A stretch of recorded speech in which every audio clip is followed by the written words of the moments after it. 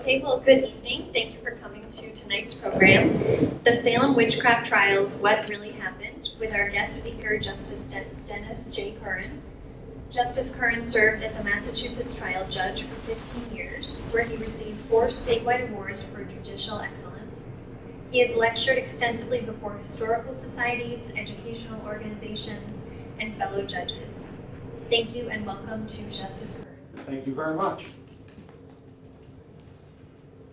Good evening and welcome.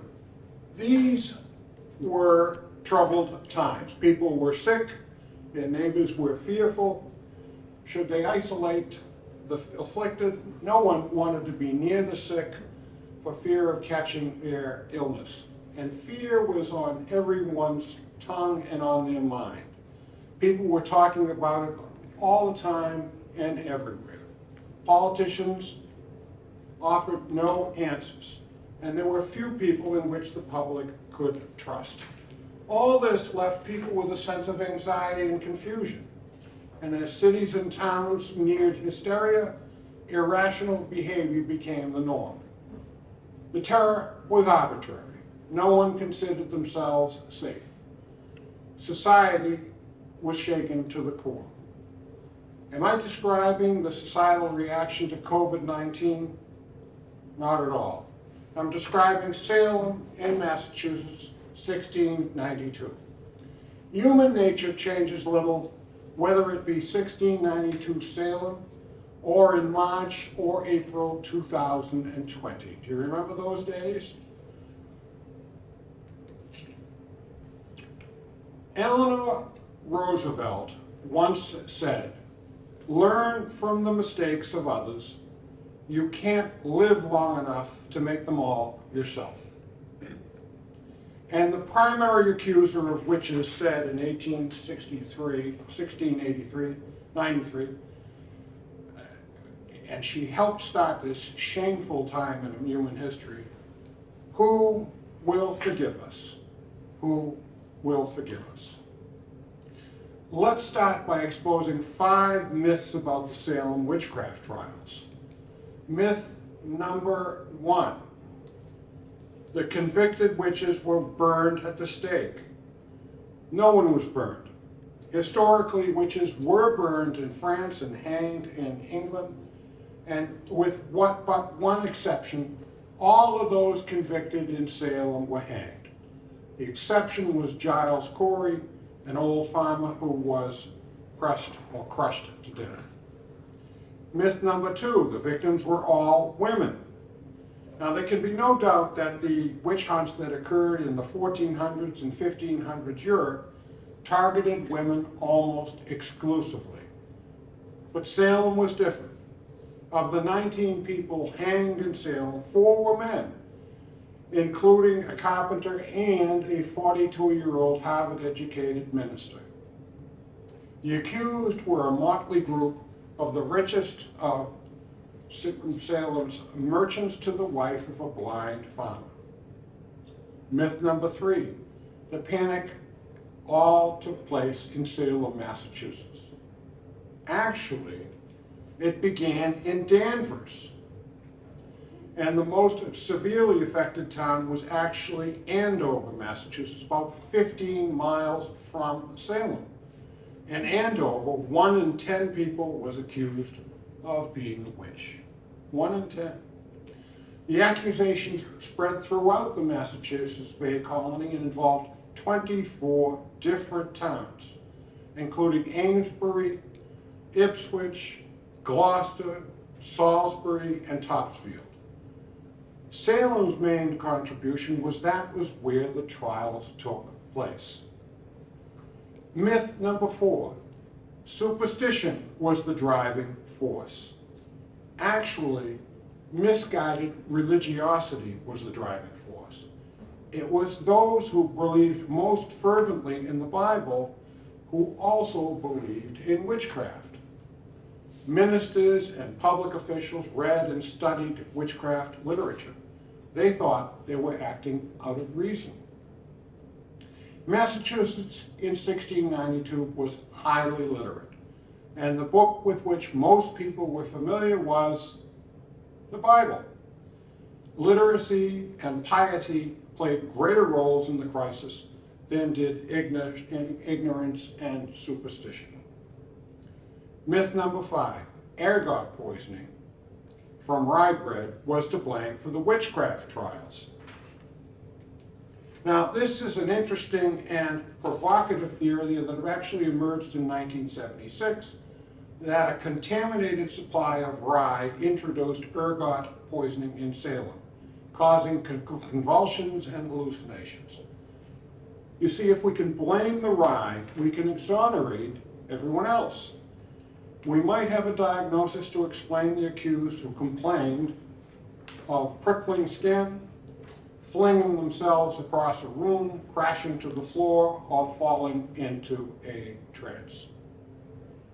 Some of the behavior of the accused is indeed consistent with ergot poisoning, but 2 quick points undercut that theory. First, those accused of being a witch shared their meals, the very same food, with their other non-hallucinating adults, brothers and sisters. And second, those accused of being a witch shared the same coordinated set of hallucinations, which some scholars have said was probably caused by an overactive imagination.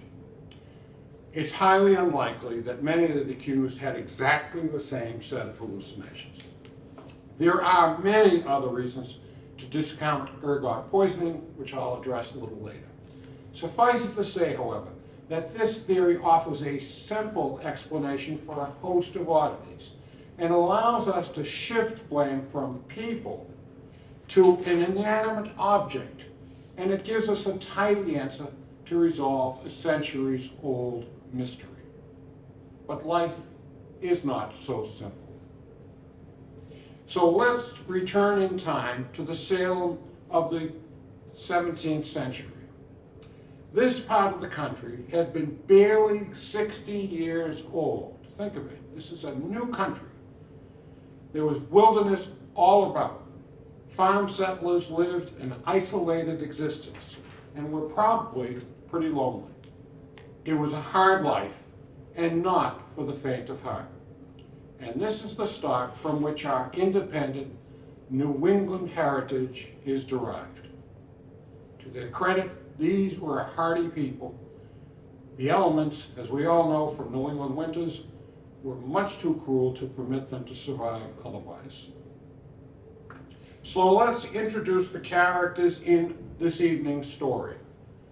John Putnam, one of the elders of the Salem village, invited this fellow, Samuel Parris, who was a planter who had been a merchant in the Barbados, invited him to preach in the local village church. The congregation was interested in hiring Parris as their minister, but negotiations over pay and benefits dragged out for over a year. Parris eventually moved to Salem Village. This is actually one of the first sketches of Salem Village. He moved there with his wife, family, and their slave Tituba, who was a native from Barbados. Now, at this time, Salem was in the midst of change. Prominent people were less willing to serve as public leaders, and 2 families, the Putnams and the Porters, were fighting for control of the village and the pulpit. At the time, Salem was by far the busiest port in Massachusetts, far eclipsing Boston. It was said that Salem Harbor was so congested with ships and masts that you could barely see any of the ocean. And so it was an exceptionally cold January day in 1692 when Minister Parris's 9-year-old daughter and her young cousin became seemingly strangely ill, dashing about, barking like dogs, diving under furniture, contorting in pain, and babbling nonsensically. Reverend Parris took the 2 girls to the local physician and another minister. They examined the girls and agreed upon a diagnosis: witchcraft. Now, In order to understand that diagnosis, we need to know two things about 1692. First, there was a widespread belief that Satan was real, that he acted in this world, that he was close at hand, and that he caused disease and misfortune. Second, a popular book had recently been published which told the story of an Irish washerwoman in Boston, always the Irish, who was a witch. Paris's behavior, they thought, mirrored that of the Boston Irish woman. The colonists at the time knew they were living a brittle life. A war with the native population was raging less than 70 miles from their homes, and death and disease were always at their door. They believed that they were living at the very edge of civilization. Soon other girls acted similarly. The doctors examined those girls too and concluded the same diagnosis: witchcraft. Why? Because witches targeted children. The number of girls acting this way grew. They contorted into grotesque poses, fell into frozen postures, and complained of biting and pinching. These last complaints were often associated with Satan. And it wasn't long before the community became obsessed with the horror. The first three to be accused of witchcraft were Sarah Good, Sarah Osborne, and Tituba, shown here in the middle. Good was a beggar and considered a social misfit. Osborne was old and quarrelsome and hadn't attended church in a year. And Tituba was a slave. Sounds like grounds for an accusation of witchcraft, right? Now the Putnams, a prominent family, brought a complaint against these three women before county magistrates. The preliminary examinations were scheduled to be held in a tavern, but hundreds of people wanted to attend, so they had to move the proceedings to a meeting house. The three girls said that they had been attacked by specters and acted out a series of coordinated contortions. Villagers then came forward to report mysterious cases of missing cheese and butter and animals born with deformities. The magistrates asked the accused the same questions over and over. Are you a witch? Have you seen Satan? And if you're not a witch, how do you explain your contortions? Now, the hearing might have ended with a simple warning, but then Tituba, after first denying that she was a witch, thought she might be made a scapegoat in this situation, and claimed that she had been approached by a long, tall fellow from Boston, who was obviously Satan, who asked her to sign the devil's book, shown here, and do his bidding. She admitted she was a witch, and so too were the other accused. Her confession silenced most skeptics, and the ministers started hunting witches with zeal. A 4-year-old girl was arrested and kept in jail for 8 months. She watched as her mother was carried off to the gallows, cried her heart out, and went insane. The governor created a new court called the Court of Oyer and Terminer to hear witchcraft cases. The word oyer means to hear, and terminer means to determine. And this was a special type of court under English law. Remember, the Revolution was 100 plus years in the future, roughly about 100 years in the future. And this court was established to hear extraordinary and serious cases. The court was comprised of 8 people. Although they were called judges, none of them had legal training, headed by this fellow, Chief Justice William Stoughton, who was a self-proclaimed witch hunter. Stoughton and the other judges credited confessions coerced by torture, admitted into spectral evidence that is, testimony by people that they had been visited in their dreams or had visions of the defendant's specter, and they allowed into evidence also the so-called touching test. If touching the defendant stopped the contortions, they were found to be witches. The judges examined the women's bodies for moles or blemishes, which they considered the mark of a witch. In other words, evidence that today we would consider utterly preposterous was routinely heard and admitted into a trial for witchcraft. The judges also allowed dreams, visions, speculation, suspicion, gossip, hearsay, and stories into evidence. In short, it was an evidentiary hell. Most accused witches were not told that they had the right to a lawyer, weren't permitted to have witnesses to testify on their own behalf, and no right of appeal.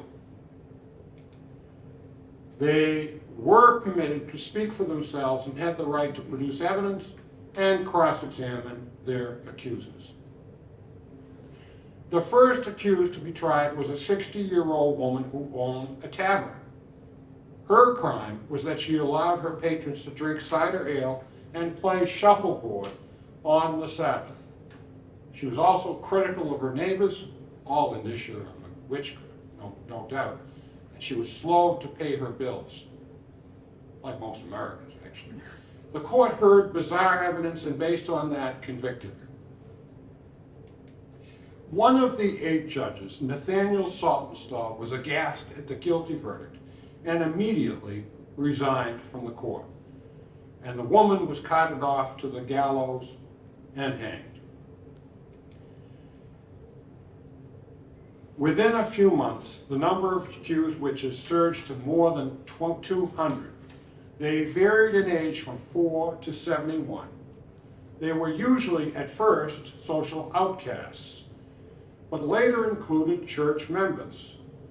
The accused included John Alden Jr., the son of the captain of the Mayflower, and landowners whose property was envied for ownership. In other words, if a farmer next door to you had pretty good fertile soil and you didn't, it was rocky New England soil, you would accuse that individual of witchcraft. Now, because witches were considered dangerous, they were kept in jails, in dungeons, in Salem, Ipswich, and even Boston. And that is one of the actual jails. The accused were chained to the walls because the jailers believed that this would prevent their spirits from fleeing the jails and tormenting their victims.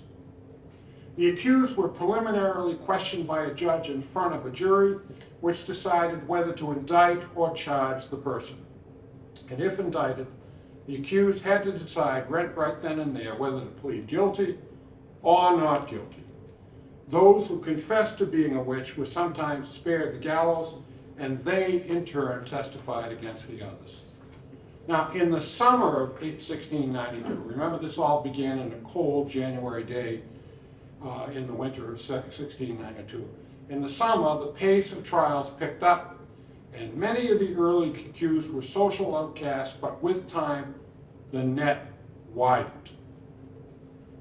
One woman, Rebecca Nurse, a pious and respected woman, was accused of having had her specters attack certain individuals and demand that they sign the devil's book. One of the key pieces of evidence against Nurse was that she had lectured a neighbor for allowing his pig into her garden, where the pig uprooted her vegetables. Soon thereafter, the owner of the pig died, and this was considered evidence of her being a witch. Now, Rebecca Nurse was a member of a Topsfield family which had had a long-standing quarrel with the Putnam family. So many of the community signed a petition asking for her release. The jury found Nurse not guilty. But Chief Justice Stoughton, angered by the verdict, ordered the jury back to work to reconsider their verdict. They came back guilty, and Nurse, too, was carted off with 4 other convicted witches to Gallows Hill. After Nurse's execution, Salem's residents began to doubt the validity of the trials. Even ministers weren't off limits to accusations. The village's former minister had left Salem and was all the way up in Maine. Several accused him, long distance, as being the ringleader of witches. And here's a picture of a sketch of John Proctor, that minister.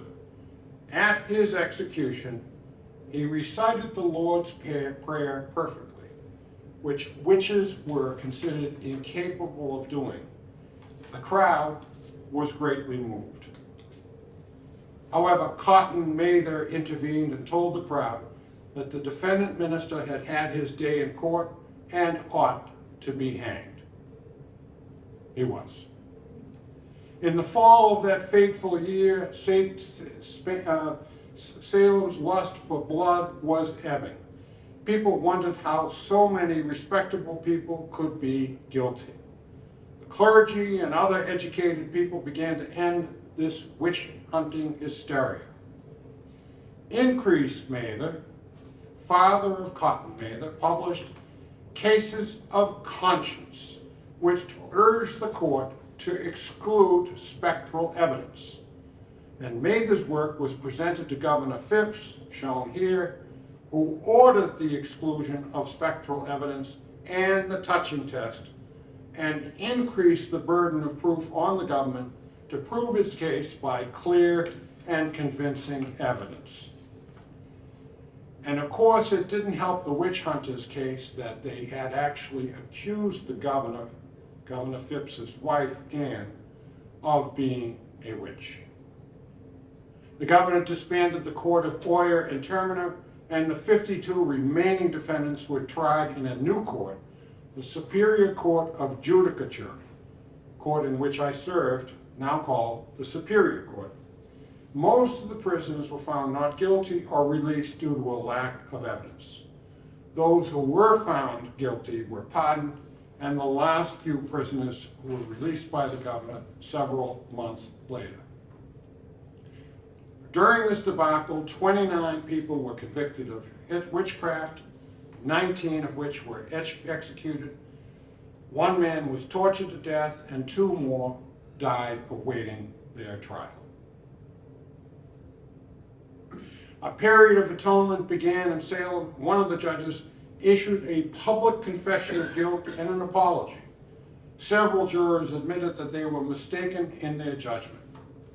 Governor Phipps blamed the entire affair on Chief Justice William Stoughton. Stoughton, however, refused to apologize. Instead, he criticized the governor for political interference and incredibly claimed that he was just about to clear the land of witches. And in perhaps the greatest irony in all of all, William Stoughton became the next governor of Massachusetts. So now let's return to the myth about the reason for this human debacle. Let's examine the poison rye bread theory, which has been widely disseminated in the past 4 decades and just as widely criticized. There are 10 reasons that undercut the ergot poisoning theory, and here they are. First, the theory was advanced by a graduate student who had no background in medicine or history. Now, why is having a history research background important? Because she was not skilled or trained at reading old documents, historic documents, and some critics say that she missed or ignored many prime materials that undercut the ergot poisoning theory. Second, convulsive ergotism typically occurs in populations with a vitamin A deficiency. Salem, however, was a seaport. Plenty of fish was consumed, which means that a vitamin A deficiency was unlikely. Third, the most likely victims of ergot poisoning were actually young children. But among most of the accused were in their teens and one was a married woman. There are no historical references to other ergotism's typical symptoms, such as discoloration, peeling skin, and the rotting of digits, such as fingers and toes. The fifth reason is that ergotism is much more likely to strike livestock than humans. Yet there is little reference in the historical record to livestock dying. The spread of the disease was highly unusual. It struck only girls, not boys in the household, and it would strike only certain members of the household, not the entire family, even though they were eating the same food. Ergot poisoning is usually accompanied by a ravenous hunger, but there's little historical evidence of this whatsoever. Also accompanied by widespread GI illnesses, but original accounts say there was only one account of a stomach attack. They also displayed, the accused, different symptoms than those that accompanied ergotism. Symptoms were usually resolved, sometimes resolved by reading the scriptures, which suggests a psychological rather than a medical basis for the affliction. Finally, ergotism causes long-term neurological damage. As to the surviving accused who were pardoned or spared, there was no evidence of neurological injury. There is, however, an elephant in the room as to why people are so willing to embrace the ergotism theory. It's because we tend to medicalize the past, meaning we want to attribute unusual behavior to an underlying medical condition rather than to social or other possible factors. Now, in and of itself, medicalization is not wrong. Eating ergot-tainted bread may result in neuropathy and gangrene. But medicalizing the past to try to explain unusual behavior by blaming an undiagnosed medical condition is questionable. The problem is twofold. First, it encourages us as a modern society to feel superior to those who lived in the past because we know more than they do. And because of that superior knowledge, we couldn't possibly make the same mistake they made. In other words, if only the people of Salem understood ergotism better, all of those innocent people wouldn't have died. Rather than explaining the past, medicalization often seems to make us feel better about ourselves, and it's a convenient way to explain aberrant behavior.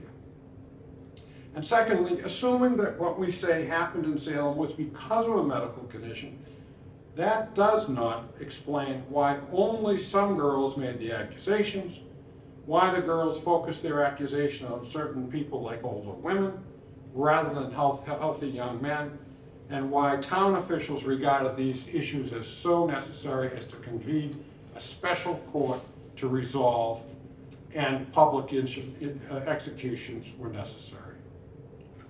In medicalizing the Salem, we miss the powerful social, economic, religious, and political dynamics that existed in Salem because we assume a simple medical condition explains everything that happened.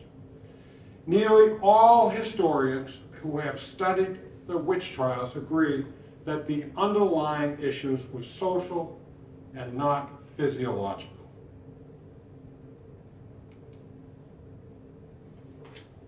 Were there any heroes in the Salem Witchcraft Trial tragedy? Well, John Proctor was a local farmer who scoffed at the idea of witchcraft and accused the young girls of lying. And Proctor wrote to the clergy in Boston seeking help, knowing that many of them opposed the witches' trials. He told them of the torture that was being inflicted and asked that the trials be moved to Boston because he felt the accused could get a fair trial there. As a result of his opposition, Proctor was himself accused of witchcraft, under the notion that anyone who denied the existence of witches must be a witch themselves. Proctor's entire family was accused, his pregnant wife, children, and sister-in-law. The Boston clergy held a meeting shortly after they got Proctor's letter, but couldn't get help to Proctor in time. He was hanged, along with 5 others. His wife Elizabeth was able to avoid execution only because she was with child. And this was called reprieve, quote, using the colonial language, reprieve, quote, for the belly. Giles Corey, that's Proctor. And here's Corey. If you'll see him, there's several stones. It's not a very good picture, but the body is down underneath a board there. He was in his 80s, also accused of witchcraft, and when asked his plea, he refused. He knew that a conviction would result in the forfeiture of his large estate, and that it wouldn't be passed along to his children. Now, English law had a quick procedural response to such a situation. He was tortured in an attempt to force a plea out of him. A board was placed on his body and was loaded with rocks. Every several hours, a large rock would be rolled and placed on it, and he lasted for 3 days before he was crushed to death. Nathaniel Saltonstall had been appointed by the governor to the court of Oyer and Terminer and resigned from the court after the first conviction. And we also have Increase Mather, who was a hero of the hour. He had a checkered involvement, but he did write a book called Cases of Conscience, shown here. The book is considered America's first treatise on evidence. He urged the court to exclude spectral evidence. His book was given to the governor, who read it and ordered the court to exclude such evidence, to exclude the touching tests, and to require proof of guilt by clear and convincing evidence. So the question comes to us: what really happened in Salem? Obviously, there's no excuse for what happened, but we can try to explain the conditions that possibly led to this outburst of mass hysteria. The colonists, you see, lived a constant life of fear. There was a war with the native population, actually one of many that occurred in the 150 years before the American Revolution, and that war was raging just 70 miles from Salem. A smallpox epidemic had just broken out recently. There were petty rivalries between families, and then, of course, we have the usual whole range of dark human emotions: jealousy, dislike of social outcasts, and even financial incentives. Because the farmlands of those who were convicted of witchcraft were forfeited on their conviction, which led to colonists seeking to profit from false accusations against people accused of witchcraft. Interestingly, Salem's widows, unlike other widows in the United States at the time, had the right to hold title to real property. So we have to wonder how many accusations of witchcraft were leveled simply because the women were targets and the motive was financial. And we can also best describe as miscellaneous a whole host of reasons. These settlers were living an isolated, desolate New England winter. There was teenage boredom and perhaps a simple desire for attention. All the simple roundelays of the human condition. Now, I find this particular book very interesting that sheds light on the whole controversy. Elizabeth Cady Stanton was a known suffragette in the 19th century, and along with Susan B. Anthony in 1881, she wrote this book, History of Women's Suffrage. And in it, she raised the issue of witchcraft and discovered the following. Historically, it was women, or observed the following: women who were almost exclusively accused of being witches. And men seemed to believe in the inherent wickedness of women, didn't understand the mental or physical differences of the female sex, and as a result, ascribed all of those differences to witchcraft. Sounds plausible to me. The clergy fostered the belief that women were, historically it sounds plausible. The clergy fostered the belief that women were in league with the devil, and that, for example, a woman with a strong personality or a high intellect were proof that she was in league with Satan.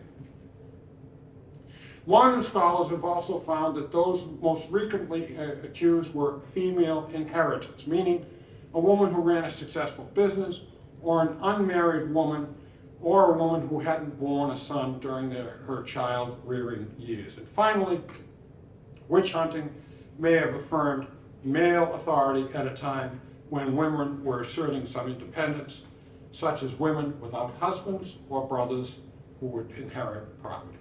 We will never know. What we do know is that this horrible human experience happened, and it all happened just 40 miles from here, where you are right now. I'd like to conclude with a quotation that applies to the innocent people who were accused in the Salem tragedy, and it applies today just as it did during World War II. It applies to the Salem Witchcraft Trials. First they came for the socialists, and I did not speak out because I was not a socialist. Then they came for the trade unionists, and I did not speak out because I was not a trade unionist. Then they came for the Jews. I didn't speak out because I wasn't a Jew. And then they came for me.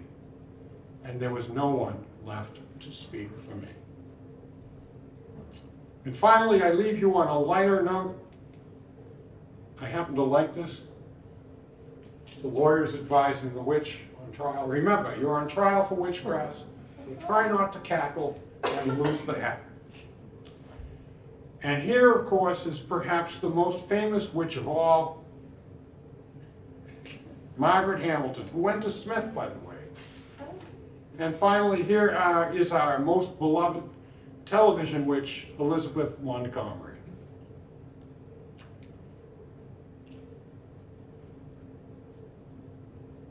Thank you. And thank the Friends of the Weston Library and Jennifer Warner, our head librarian, and to Tanya Flannery. Well, thank you very much. I'll be around to chat with you if you need to, if you have any further questions. Good night.